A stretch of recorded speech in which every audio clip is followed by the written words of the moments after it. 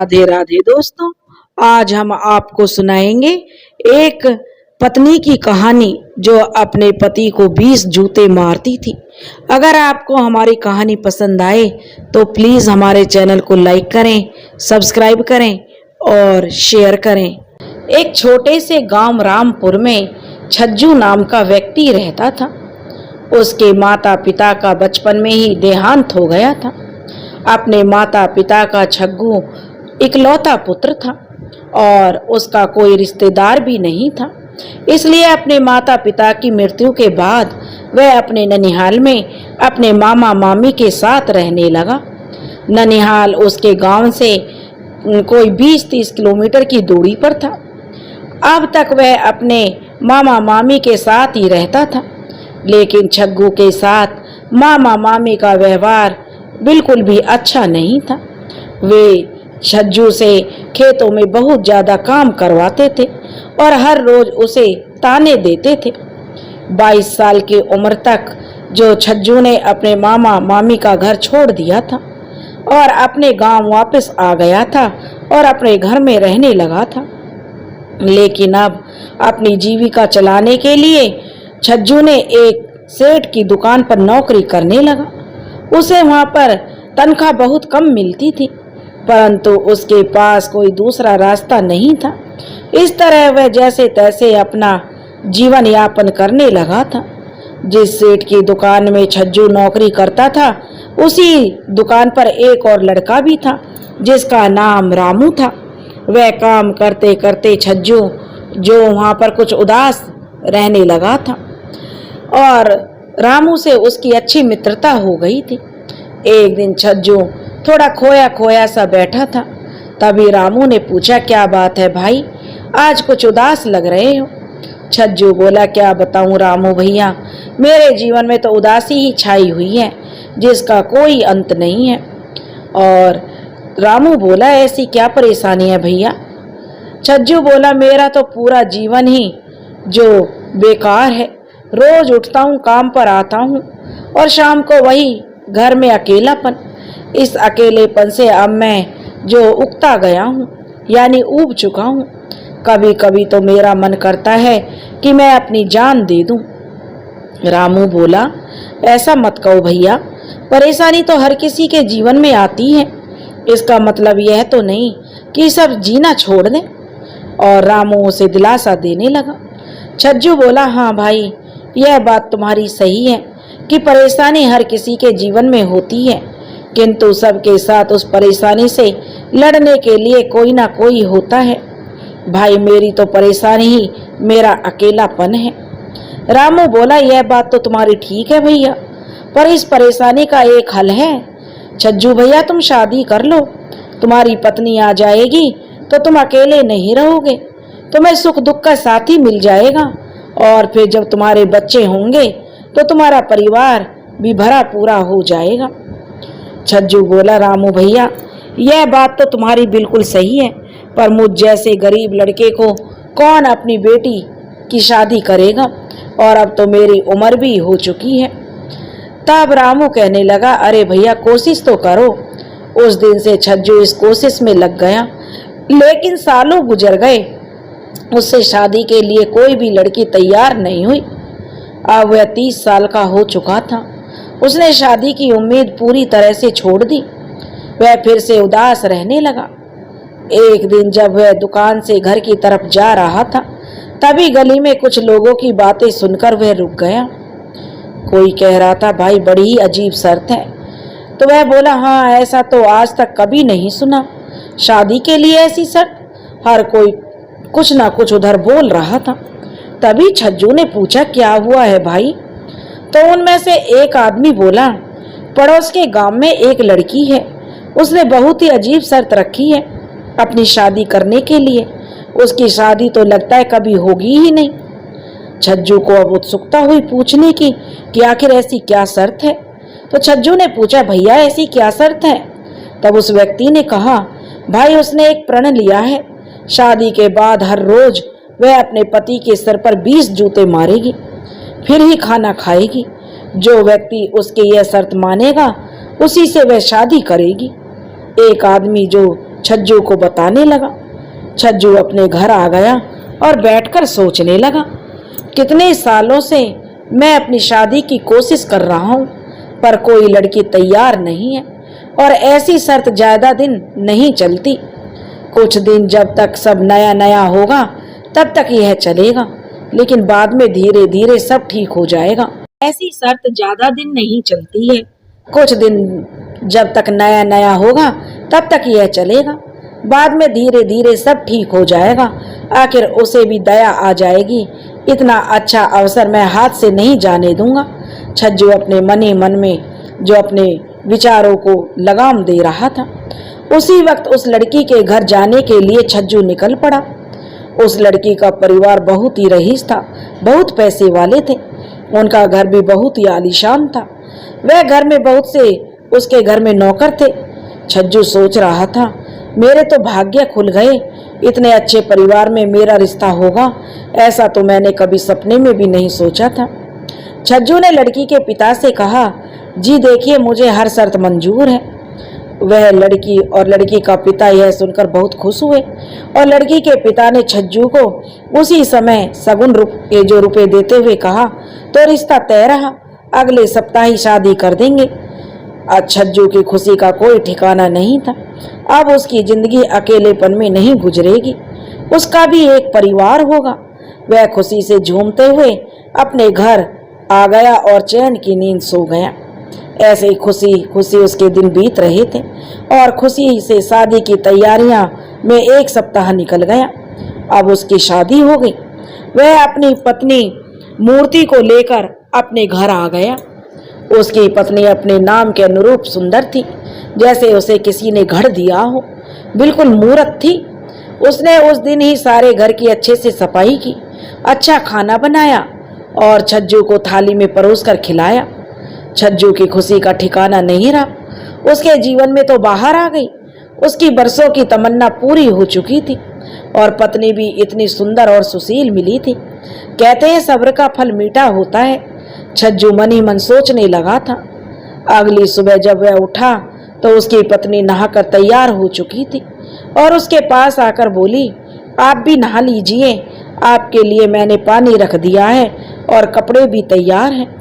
छज्जू के जीवन की यह सबसे सुंदर सुबह थी। वह उठा और नहाने चला गया।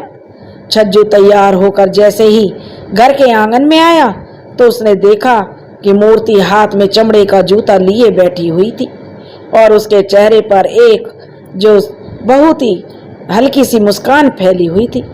छज्जू ने पास आकर पूछा, क्या मूर्ति, तुम हाथ में जूता लेकर क्यों बैठी हो? मूर्ति मुस्कुराते हुए बोली, अरे क्या आप शर्त के बारे में भूल गए? तभी छज्जू को उसकी शर्त याद आई जिसे वह शादी की खुशी में भूल चुका था। छज्जू बोला, ओ माफ करना मूर्ति, मैं तो भूल गया था। और छज्जू मूर्ति के आगे बैठ गया।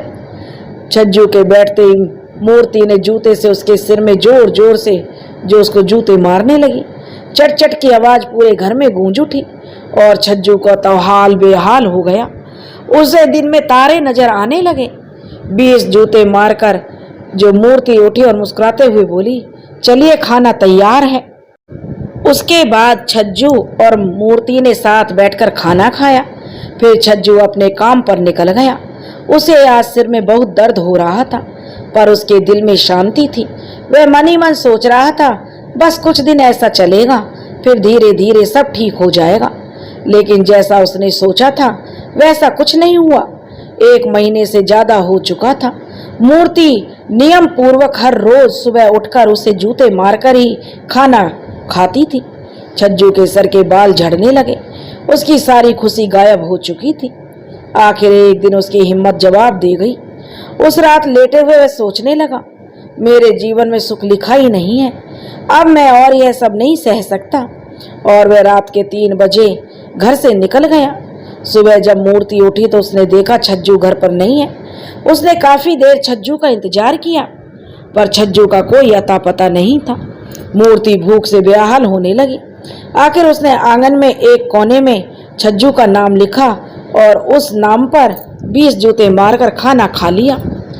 अब मूर्ति हर रोज सवेरे उठकर तैयार होती और छज्जू के नाम वाले आंगन के कोने पर 20 जूते मारती और खाना खाती। उसे पैसों की कोई कमी नहीं थी, क्योंकि उसका पिता बहुत ही पैसे वाला धनवान व्यक्ति था। इधर छज्जू भटकते भटकते किसी नगर में पहुंच गया। उसने ठान लिया कि अब मर जाएगा, पर अपने गांव वापस नहीं जाएगा और उस घर में तो वह अपनी पत्नी के पास कभी नहीं जाएगा। वह उस नगर के जंगल में एक घने पेड़ के नीचे बैठकर तपस्या करने लगा। 10-12 दिन ऐसे ही गुजर गए और छज्जू वहां बैठकर हर रोज भक्ति करने लगा। कोई भी जंगल के उस रास्ते से आता जाता तो उसे साधु समझकर कुछ न कुछ दे जाता था। एक दिन दोपहर के समय उस पेड़ से कुछ आवाजें आने लगी। छज्जू आवाजें सुनकर चौंक गया और ऊपर देखने लगा कि आखिर उस पेड़ पर क्या है, कहीं कोई जानवर तो नहीं।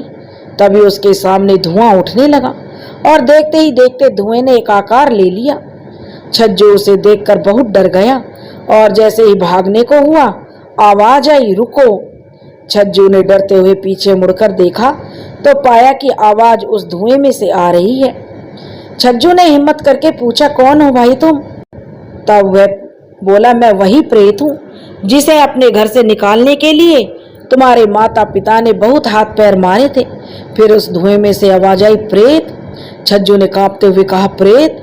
तो वह बोला, हाँ, तुम्हारे घर के आंगन के नीचे मैं सालों से रहता था। तुम्हारे माता पिता को एक तांत्रिक ने जब यह बताया था, तब उन्होंने बहुत कोशिश की थी कि मुझे वहां से निकालें। इसके लिए उन्होंने अनेक तांत्रिकों को बुलवाया, हवन करवाए, लेकिन वे मुझे वहां से हटा नहीं सके। फिर जब वे गुजर गए और घर सूना हो गया तो मेरी शक्तियां और बढ़ गई और मैं एक शक्तिशाली राक्षस बन गया। मैं अब वहां पर तुम्हारे घर के आंगन के नीचे रहने लगा। और तो वह बोला, छज्जू, क्या मेरे घर में भूत इतने सालों से? पर जब तुम इतने समय से वहां रहते थे और इतनी कोशिशों के बाद भी तुम उस घर से नहीं निकले, तो अब यहाँ कैसे आ गए? तो क्योंकि अभी उसकी बात सुनकर छज्जू का थोड़ा डर भी कम हो गया था। तब वह प्रेत बोला, हाँ वही तो बात है, अब मैं यहाँ क्यों हूँ?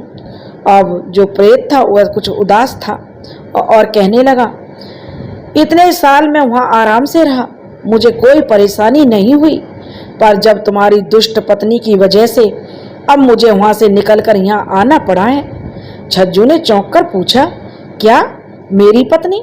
मेरी पत्नी ने तुम्हें उस घर से निकाला? लेकिन प्रेत जी, मैं कुछ समझा नहीं।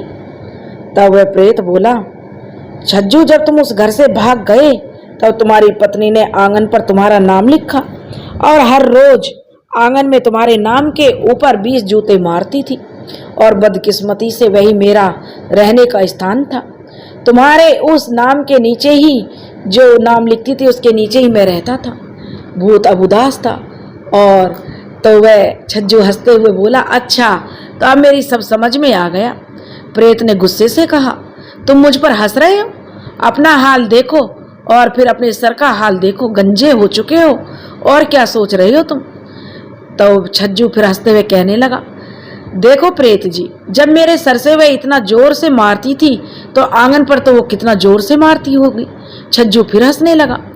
प्रेत बोलने लगा, तुम जानते हो छज्जू, हम प्रेतों को भी बहुत समस्याओं का सामना करना पड़ता है। जिस प्रकार तुम इंसान बिना घर के सुरक्षित नहीं हो, उसी प्रकार हमें भी हमारा स्थान आवश्यक होता है।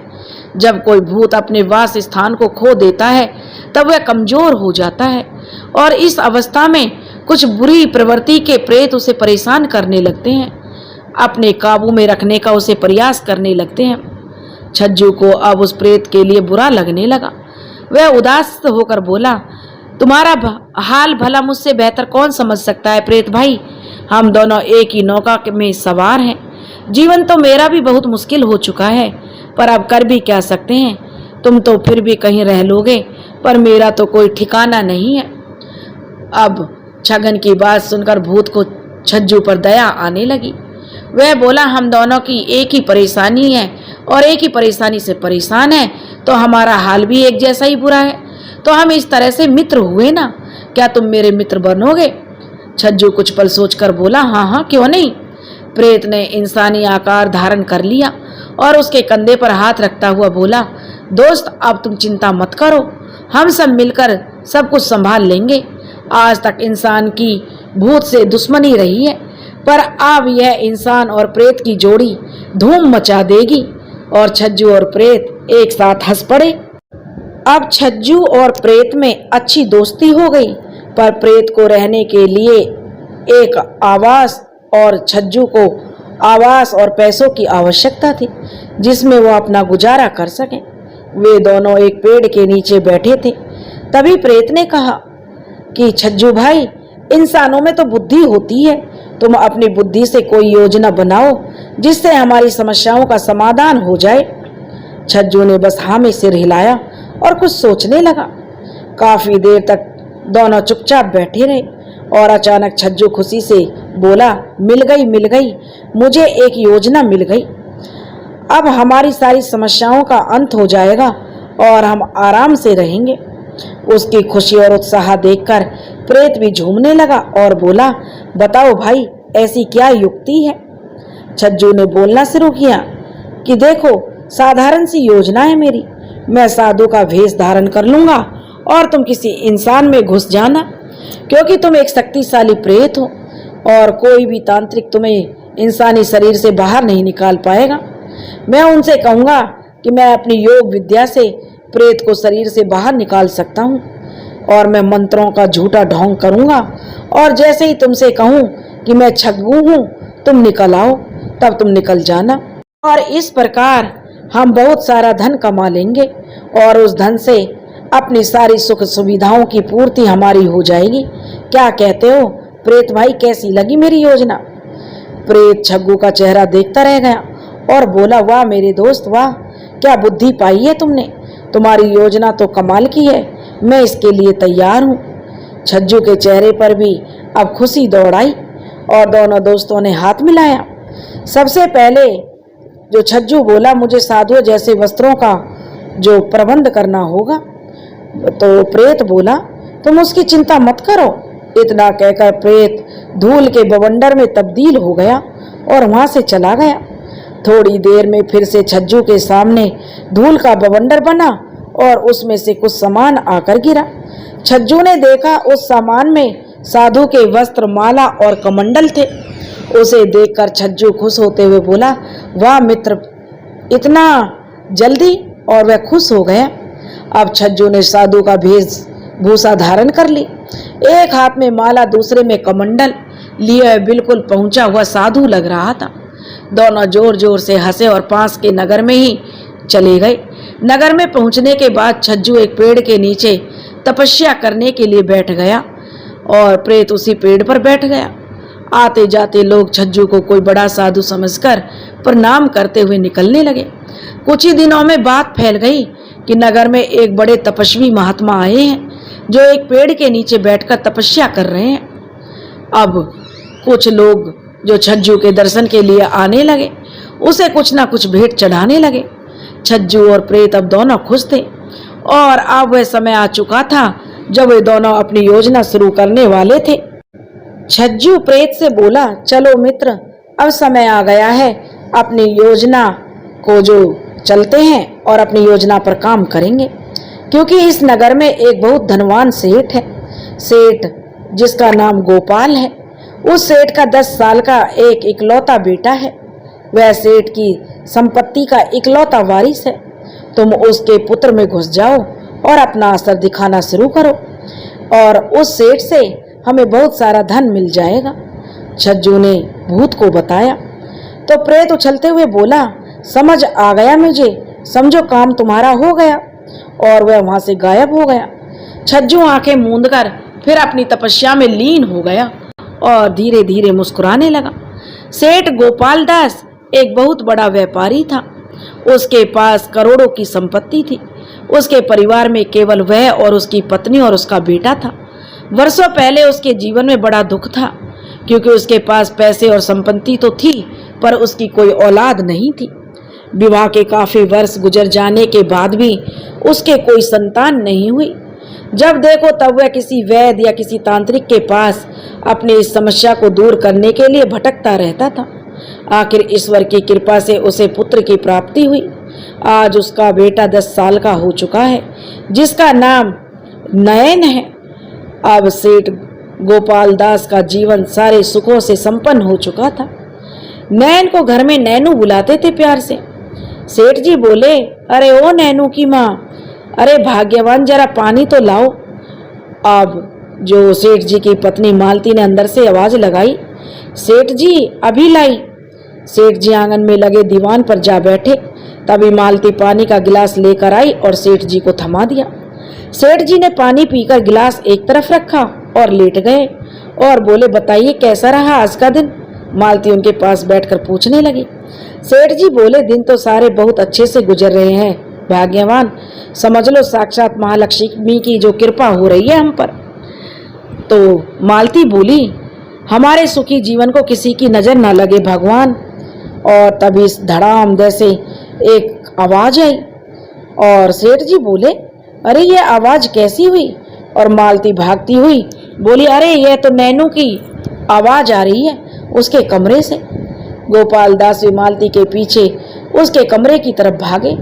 अंदर जाकर देखा तो नैनू जमीन पर मुंह के बल उल्टा पड़ा हुआ था।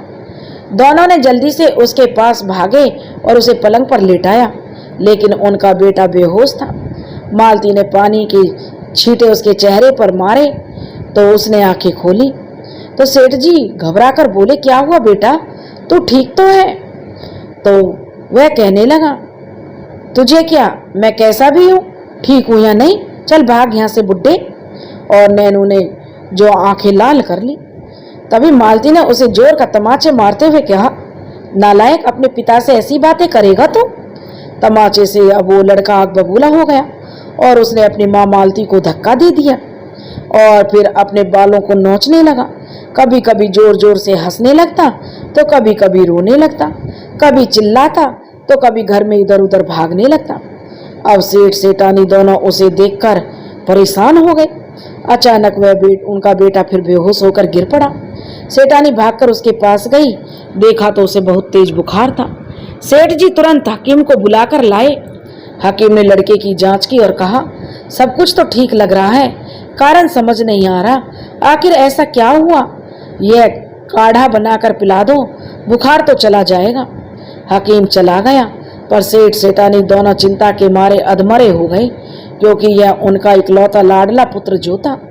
थोड़ी देर में लड़के को होश आया तो वह बहुत ही अजीब हरकतें कर रहा था। सेठानी ने सेठ की ओर देखकर बोली, मुझे तो लगता है जी इस पर कोई बुरा साया पड़ा है, जल्दी से जल्दी किसी तांत्रिक को लाइए, कहीं हमारे बेटा को कुछ हो ना जाए। सेठ जी ने बीच में ही सेठानी की बात काटते हुए कहा, अरे नहीं सेठानी, इसको कुछ नहीं होगा। उस दिन से सेठ के घर में तांत्रिकों की भीड़ लग गई। एक के बाद एक तांत्रिक आते गए, पर लड़के की हालत में कोई सुधार नहीं हुआ। सेठ सेठानी बहुत निराश हो चुके थे। लड़के की हालत दिन पर दिन बिगड़ती जा रही थी। एक दिन सेठ बाजार से गुजर रहा था, तभी उसने कुछ लोगों की बातें सुनी। वे कह रहे थे, हाँ भाई, कोई बहुत बड़े महात्मा लगते हैं, यह तो हमारे नगर का सौभाग्य है जो ऐसे महात्मा हमारे नगर में पधारे हैं। सेठ जी उनसे बोले, भाई लोग आप किसकी बात कर रहे हो। तभी उनमें से एक ने जवाब दिया, अरे सेठ जी, कुछ दिन पहले हमारे नगर में एक साधु बाबा आए हैं, अगर हर समय एक पेड़ के नीचे तपस्या में लीन रहते हैं, बड़े ही पहुंचे हुए महात्मा लगते हैं। मैंने सुना उन्हें भूत भविष्य वर्तमान सबका ज्ञान है। दूसरा व्यक्ति बोला, हाँ हाँ सेठ जी, ये सही कह रहे हैं। उनकी बातें सुनकर सेठ के मन में आशा की किरण जागी और वो उस साधु बाबा का पता पूछकर उनसे मिलने के लिए निकल पड़ा। छग्गू आंख बंद किए हुए पेड़ के नीचे बैठा था। सामने सेठ गोपाल दास खड़ा था। गोपाल दास हाथ जोड़ते हुए बोला, बाबा। छज्जू मुस्कुराते हुए आंख खोली और बोले, आओ सेठ आओ, बड़े दुख के मारे हो तुम। इकलौता बेटा जब मृत्यु की सैया पर हो तो बाप के कलेजे में बड़ा दर्द होता है। इतना सुनते ही सेठ रोकर जो छज्जू के पैरों में गिर पड़ा और बोले, बाबा आप तो अंतर्यामी हैं, मुझ पर कृपा करो बाबा। छज्जू ने मुस्कुराते हुए कहा, जरूर सेठ जी, हम तुम्हारी समस्या का जरूर निवारण करेंगे। तुम घर जाओ और निश्चिंत होकर जाओ और कोई चिंता मत करो, और मैं आज शाम को तुम्हारे घर पर आऊँगा। और सेठ जी को जो छज्जू ने उनके घर वापस भेज दिया और सेठ जी के घर जाने के बाद छज्जू जोर जोर से हंसने लगा। शाम होते ही छज्जू सेठ गोपाल दास के घर जा पहुंचा और दरवाजा खटखटाने लगा। तुरंत सेठ ने दरवाजा खोला और सामने छज्जू को देखते ही उनके पैरों में गिर पड़ा और बोला रोते हुए, आप चाहे जितना धन ले लो बाबा जी, लेकिन मेरे पुत्र को ठीक कर दो। छज्जू बोला, चिंता मत करो सेठ, सब अच्छा होगा। मुझे तुम्हारे बेटे के कमरे में ले चलो जहां तुम्हारा बेटा है। छज्जू ने जो सेठ को उठाया और सेठ जी जल्दी से उठकर अपने बेटे के कमरे की तरफ छज्जू को ले जाने लगा। दोनों कमरे में पहुंचा, वहां पर लड़का पलंग पर लेटा हुआ था और सेठानी उसके पास निराशा भरी उदासी में बैठी हुई थी। लड़का बेहद दुबला सा हो गया था, आंखों के नीचे काले घेरे बन गए थे। छज्जू को देखकर सेठानी खड़ी हुई और उन्होंने बाबा को प्रणाम किया। अब छज्जू लड़के के नजदीक गया, उसके माथे पर हाथ रखकर बोला, उठो बालक। छज्जू का स्पर्श पाते ही नैनू घबरा कर उठ बैठा और खड़ा होकर दीवार पर अपना सिर पीटने लगा। सेठ सेठानी यह देखकर रोने लगे और बहुत घबरा गए। छज्जू चुपचाप बैठा हुआ मुस्कुरा रहा था। नैनू इधर उधर उछलने लगा, नाचने लगा और चिल्लाने लगा। तभी सेठ सेठानी हाथ जोड़कर बोले, बाबा कुछ कीजिए महाराज, हमारे बेटा को ठीक कीजिए। छज्जू उठा और नैनू का हाथ पकड़कर उसे बैठा दिया और अब उसने नैनू के कान में कुछ मंत्र पढ़ने लगा। ओ मैं हूँ मूर्ति का पति। जैसे ही छज्जू ने ऐसा कहा वैसे ही नैनू बेहोश हो गया। अब छज्जू ने अपने कलश से पानी लेकर उसके चेहरे पर छिड़का तो नैनू होश में आने लगा। थोड़ी देर में वह पूरी तरह से होश में आ गया और बोला, माँ पिताजी ये बाबा कौन है? उसने सेठ सेठानी से पूछा तो वह कहने लगे, सेठ सेठानी, अरे तू हमें पहचानता है बेटा, तू ठीक हो गया बेटा। तो छज्जू बोला, देखिए अब आपका जो पुत्र था वह प्रेत आत्मा से ग्रसित था, अब ये ठीक है। नैनू आश्चर्य से बोला, आप क्या बोल रही हो माँ, मैं आपको क्यों नहीं पहचानूंगा और मुझे क्या हुआ? यह सुनकर सेठ सेठानी की खुशी का ठिकाना नहीं रहा। उन दोनों ने अपने लड़के को गले लगा लिया। छज्जू कमरे से बाहर निकलकर जाने लगा। तभी सेठ जी की आवाज आई, रुकिए महाराज। छज्जू रुक गया और उनकी तरफ मुड़कर देखने लगा। सेठ जी बोले, आपने हमारे नीरस जीवन में फिर से खुशियां भर दी हैं और आप चुपचाप निकल रहे हैं बाबा। धन्य है हम जो आप जैसे महापुरुष के कदम हमारे आंगन में पड़े। मैं आपको दक्षिणा देने की इच्छा रखता हूँ, मांगे आप जो चाहते हैं वह सब मैं दूंगा। छज्जू मुस्कुराते हुए बोला, नहीं सेठ जी, मुझे कुछ नहीं चाहिए। तुम्हारा पुत्र एक बुरी आत्मा का तुम्हारे पुत्र पर साया था, अब मैंने उस आत्मा के साए से उसे मुक्त कर दिया। यह करना तो मेरा धर्म था, इसलिए इसकी कोई कीमत नहीं चाहिए मुझे। अब सेठ छज्जू के पैरों में गिर गया और कहने लगा, नहीं महाराज, आपको मेरी भेंट स्वीकार करनी होगी और मेरी यह विनती है आपसे। अब छज्जू ने कहा, ठीक है, ऐसा है तो तुम जो अपनी इच्छा से देना चाहते हो दे दो, मैं स्वीकार करूंगा। सेठ जी खुश हो गए और सेठानी को भेंट लाने के लिए कहा। थोड़ी देर में सेठानी एक थैला लेकर आई और छज्जू को दे दिया। छज्जू वहां से निकल गया, फिर वहीं अपनी जगह पर आ गया उस पेड़ के पास और छज्जू ने आवाज लगाई, आओ मित्र आओ, कहाँ हो तुम, बहुत देर हो गई। तो वह प्रेत पेड़ के ऊपर से बोला, मैं तो मित्र तुम्हारी कब से प्रतीक्षा कर रहा हूँ, बताओ क्या लाए हो तुम। छज्जू ने थैले के अंदर देखा तो देखता रह गया। थैला हीरो और सोने के सिक्कों से भरा हुआ था। छज्जू की तो यह देखकर आंखें चमक उठी। इतना धन जीवन में उसने पहली बार देखा था और बोला, मुझे तो विश्वास नहीं हो रहा मित्र कि इस धन पर अब हमारा अधिकार है। तब वह प्रेत बोला, विश्वास कर लो मित्र, यह तो बस शुरुआत है, आगे आगे देखो क्या होता है और अब हमें इस नगर को छोड़कर दूसरे नगर की ओर चलना चाहिए। छज्जू बोला, हाँ आप ठीक कह रहे हो। प्रेत बोला, ठीक है फिर आज रात को हम यहाँ से निकल जाएंगे। छज्जू अपनी तपस्या में बैठ गया और भूत पेड़ पर सो गया। आधी रात होते ही दोनों वहां से निकल पड़े। बीच बीच में विश्राम करते हुए चलते रहे और सवेरा होने लगा। वहां से वे एक घोड़ा गाड़ी में बैठकर आगे चले गए। ऐसे ही 2-3 दिनों तक एक दूसरे नगर से चलते गए और आखिर में एक बड़े नगर में आकर रुक गए। यह नगर उनके लिए सही लग रहा था। छज्जू बोला, यह नगर हमारे लिए सही लग रहा है क्योंकि यह नगर बहुत बड़ा और विकसित है। सबसे पहले प्रेत बोला, हमें अपने लिए घर खरीदना होगा। छज्जू प्रेत की बात सुनकर बोला, नहीं दोस्त, अभी आते ही अगर हमने घर खरीदा तो लोगों को मुझ पर शक हो जाएगा और शायद हम आगे अपने किसी भी कार्य में सफल नहीं हो पाएंगे। चलो उस बरगद के पेड़ के नीचे ही रहेंगे हम। छज्जू पेड़ के नीचे बैठ गया और भूत पेड़ के ऊपर चढ़ गया। धीरे धीरे वहाँ लोग भी जो उसे साधु समझने लगे और प्रेत ने अपना काम शुरू कर दिया। वह लोगों के शरीर पर कब्जा करता और छज्जू के आते ही उसे आजाद कर देता। कुछ ही दिनों में यह बात पूरे नगर में फैल गई और कोई बहुत बड़ा तांत्रिक है जो बुरी आत्माओं को भगा देता है। बहुत पहुंचा हुआ महात्मा सिद्ध है। अगर कोई ऐसा व्यक्ति उसके पास आता जो किसी दूसरी ही आत्मा से परेशान होता, तब प्रेत उस आत्मा को हरा देता। इस प्रकार कुछ समय में छज्जू एक बड़े घर का मालिक बन गया और उसके घर में सारी सुख सुविधाएं हो गई। प्रेत और छज्जू वहाँ आराम से रहने लगे। छज्जू बोला, अब हमारे पास इतना धन जमा हो गया है कि हमें कोई काम करने की आवश्यकता नहीं है। हम आराम से अपना जीवन गुजार सकते हैं और अब हमें यह काम करने की भी जरूरत नहीं है। और प्रेत ने भी उसकी बात मान ली और अपनी सहमति जताई। अब दोनों आराम से बातें करने लगे और उस घर में रहने लगे। इस तरह से प्रेत और छज्जू दोनों आराम से अपना जीवन गुजारने लगे। छज्जू के जीवन में अब कोई कमी नहीं थी। उसके पास धन और अपार संपत्ति थी और इज्जत सब लोग करते थे।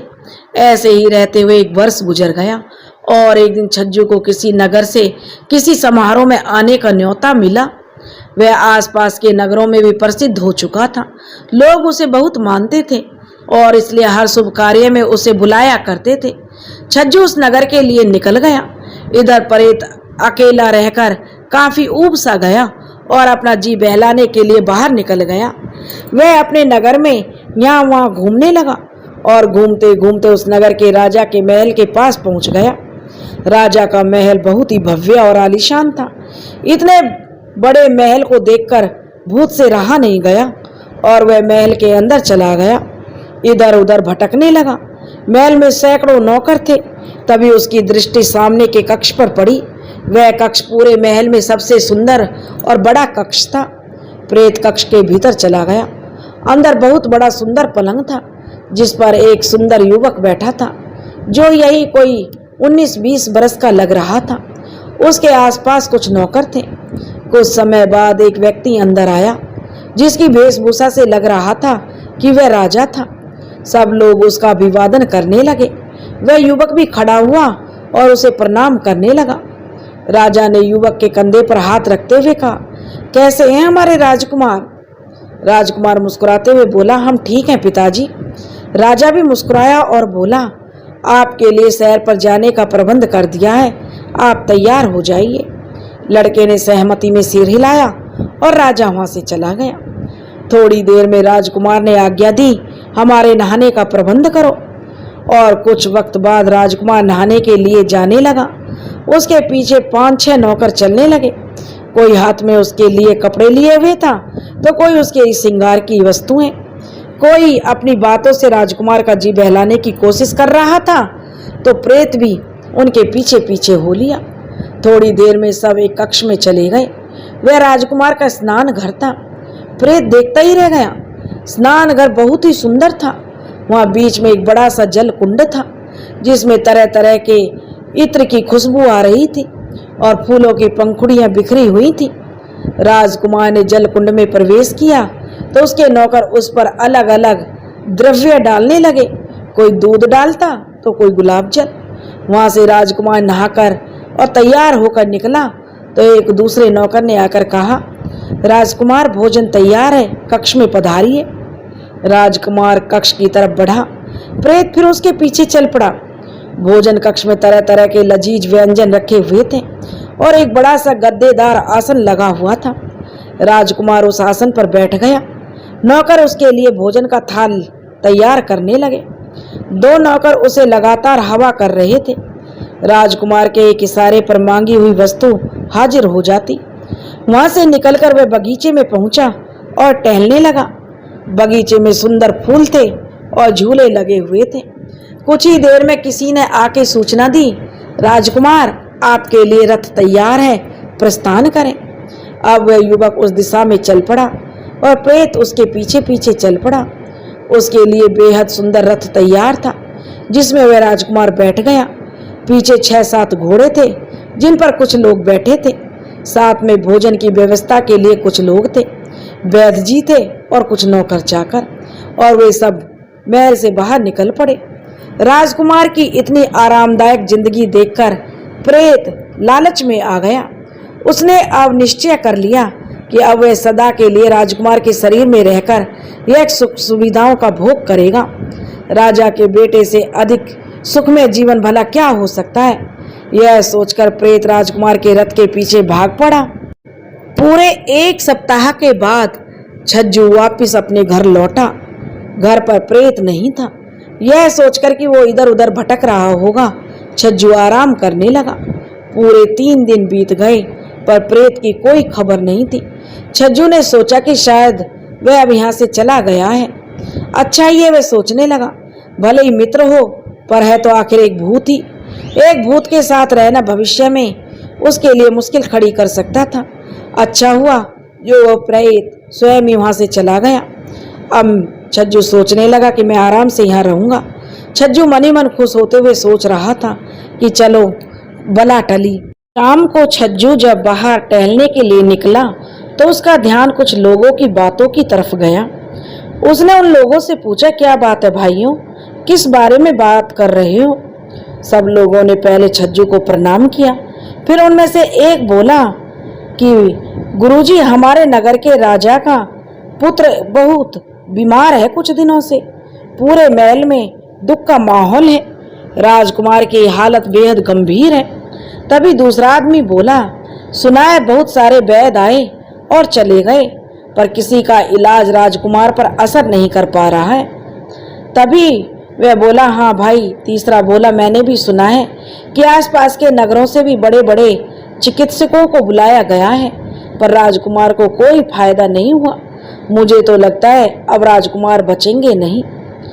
तो वह बोला चौथा आदमी, अरे अरे राम राम राम, कैसी बातें करते हो भाई, राजा तक यह बात पहुंच गई तो खाल उधेड़ लेंगे तुम्हारी। छज्जू वहां से चुपचाप निकल गया और सीधा अपने घर लौट आया। वह सोचने लगा, मुझे अब इन सब से दूर रहना चाहिए, खासकर जब राजा के राजकुमार का विषय है तो मुझे हरगिज शामिल नहीं होना चाहिए। मेरा जीवन आराम से कट रहा है, अब मैं किसी भी विवाद का हिस्सा नहीं बनूंगा। और छज्जू अपने आप से ही बातें करने लगा और 4-5 दिन निकल गए और धीरे धीरे पूरे नगर में बात फैल गई कि राजकुमार बीमार है। लोग तरह तरह की बातें करने लगे। किसी ने कहा राजकुमार को कोई गंभीर लाइलाज बीमारी है, तो किसी ने कहा कि अवश्य ही राजकुमार किसी बुरी आत्मा के साए में है। सारी बातें राजमहल में भी पहुंच रही थी। महल में अब चिकित्सकों के साथ साथ जो तांत्रिकों का भी आना जाना शुरू हो गया था, लेकिन कोई सफलता नहीं मिल रही थी। एक दिन एक तांत्रिक ने राजा से कहा, महाराज, राजकुमार पर एक बेहद शक्तिशाली प्रेत का साया है। मैं अपनी विद्या से यह तो पता लगा सकता हूँ कि इन पर आत्मा का साया है, पर मुझ में इतनी शक्ति नहीं है कि मैं उससे राजकुमार को छुटकारा दिला सकूं। इसलिए मेरा आपको सुझाव है कि आप जल्दी से जल्दी किसी ऐसे तांत्रिक को बुलाइए जो इस बुरी आत्मा से राजकुमार को आज़ादी दे दे। राजा ने पूरे नगर में सूचना फैला दी, जो भी तांत्रिक राजकुमार को बुरी आत्मा से मुक्त करेगा उसे अपार धन और ढेरों उपहार दिए जाएंगे। यह बात छज्जू तक भी पहुंची, पर वह कुछ नहीं करना चाहता था क्योंकि वह कोई तांत्रिक नहीं था। उसमें ऐसी कोई विद्या नहीं आती थी उसे जिससे वो आत्माओं से लड़ सके। अब तक वह जो कुछ कर पाया था सब अपने प्रेत मित्र की सहायता से ही कर पाया था, पर अब उसका मित्र प्रेत भी उसके साथ नहीं था। छज्जू मनी मन सोचने लगा कि काश प्रेत उसके साथ होता। राजा के राजकुमार को ठीक करने पर उसे इतना धन मिलता जिसकी कोई सीमा नहीं थी, लेकिन अब वो क्या कर सकता था। आखिरकार छज्जू ने निश्चय कर लिया कि कल सवेरे वह कुछ दिनों के लिए यह नगर छोड़कर निकल जाएगा। जब तक राजा का मामला शांत ना हो जाए तब तक वह यहाँ नहीं लौटेगा। लेकिन किसी ने राजा को बताया कि इसी नगर में एक महान तांत्रिक रहते हैं जिन्होंने बहुत लोगों को ठीक किया है। छज्जू की बात राजा तक पहुंच गई। राजा ने आदेश दिया और छज्जू को महल में बुलवा लिया। छज्जू बेचारा डरता हुआ महल में गया। अब करे तो क्या करे, यह उसके बस की बात नहीं थी। अब वह राजकुमार के कान के पास गया और उसने अपना वही मंत्र फूंक दिया कि मैं मूर्ति का पति हूँ, प्रेत बाहर निकल आओ। लेकिन प्रेत राजकुमार के शरीर में बोला, नहीं मित्र, अब तुम जाओ, मैं इसके शरीर में आराम से रहूँगा। अब छज्जू समझ गया कि यह तो मेरा मित्र प्रेत है जिसने राजकुमार को अपना शिकार बना लिया है। छज्जू ने उसे बहुत बोला, लेकिन प्रेत बोला, राजकुमार जैसी जिंदगी मुझे नहीं मिलेगी। मैं यहाँ बड़े आराम से हूँ और मजे से रह रहा हूँ, मैं नहीं जाऊँगा। अब छज्जू ने उसे बहुत वास्ता दिया, लेकिन प्रेत निकलने के लिए तैयार नहीं था। छज्जू ने कहा कि मैं राजा से तुम्हारे लिए कुछ मांग लूँगा, तुम बिल्कुल राजकुमारों की तरह रहोगे, लेकिन तुम राजकुमार को छोड़ दो, नहीं तो राजा मुझे सूली पर चढ़ा देगा, मेरा झूठ सबके सामने आ जाएगा। लेकिन प्रेत मानने को तैयार नहीं था। तभी राजा के सामने जो छज्जू नाटक करने लगा और बोला, महाराज, जो प्रेत बोल रहा है कि वो तब निकलेगा, बहुत शक्तिशाली प्रेत है, हमारे कहने से वो नहीं निकल रहा है। हम सारी विद्याएं अपना ली हैं, लेकिन हमने प्रेत को वचनों में बांध दिया है। अगर आप वचन पूरा कर दें तो प्रेत राजकुमार का शरीर छोड़ देगा। राजा बोला, ठीक है, मैं वचन देता हूँ, जो प्रेत तुम मांगोगे वो मैं पूरा करूँगा। तब छज्जू बोला प्रेत से कि प्रेत, तुम सुखी जीवन बिताओगे, एक राजकुमार की तरह रहोगे, तुम बाहर निकल जाओ। तब छज्जू ने कहा, महाराज, प्रेत कह रहा है कि तुम अपना आधा राज्य है, अगर उसे दोगे तभी वो निकलेगा। राजा ने उसकी बात मान ली और छज्जू और प्रेत को बोल दिया। अब प्रेत राजकुमार के शरीर से बाहर आ गया। अब छज्जू राजा बन गया और उसे आधा राज्य दे दिया। प्रेत उसके साथ रहने लगा। प्रेत और छज्जू अब मजे की जिंदगी जीने लगे थे। दोस्तों, अगर आपको हमारी कहानी पसंद आई हो तो प्लीज़ हमारे चैनल को लाइक करें, सब्सक्राइब करें और शेयर करें। राधे राधे।